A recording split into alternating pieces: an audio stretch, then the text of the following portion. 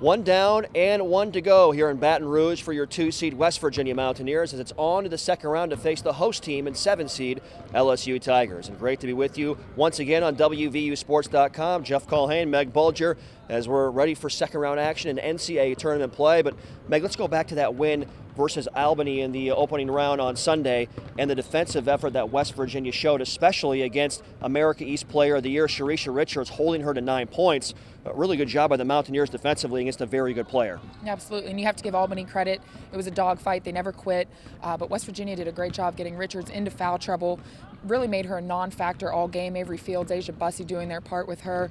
And really, the offense had to go through Megan Craig, which, you know, she was a big body, big presence, and there was hard to stop. But West Virginia, as usual, their MO is their defense. Yeah, physical for 40, holding Albany well below their season average of 74 points. By the way, that 15-point win for West Virginia, the largest margin of victory for WVU in the history of NCAA tournament play for the Mountaineers. Earlier in the day on Monday at the media session, the head coach, Big 12 Coach of the Year, Mike Carey, and senior Crystal Caldwell talked with reporters about the challenge versus LSU on Tuesday.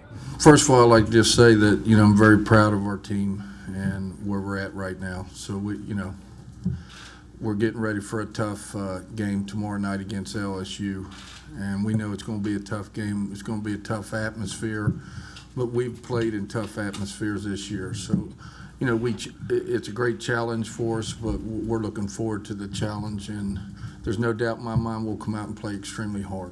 Well, with them not ending the way that they wanted to, that lets you know that they're going to have a chip on their shoulder. It's tournament time.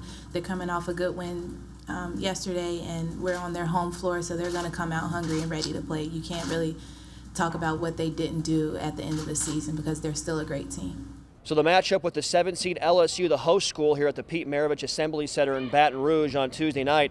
LSU struggled down the stretch. They lost 7 of their last 8 games in regular season play. They're starting to find their mojo, though, playing some pretty good basketball and are no stranger to success in the NCAA tournament. 5 straight Final Fours in the 2000s. They made a run to the Sweet 16 a year ago under head coach Nikki Caldwell. We saw this team play yesterday here on their home floor. Before we got into action, they beat Georgia Tech by 20. Looked pretty good, winning 98-78. What stood out to you about the way LSU played in their win here on Sunday?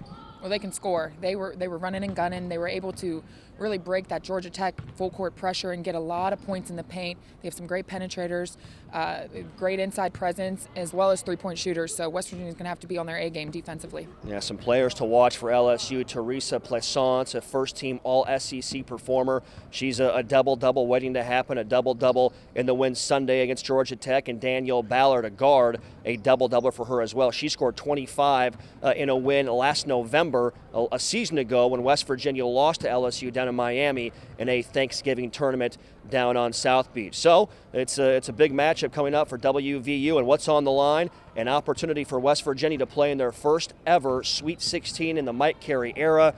What would that mean to this program to have the opportunity to advance and really make history at West Virginia University?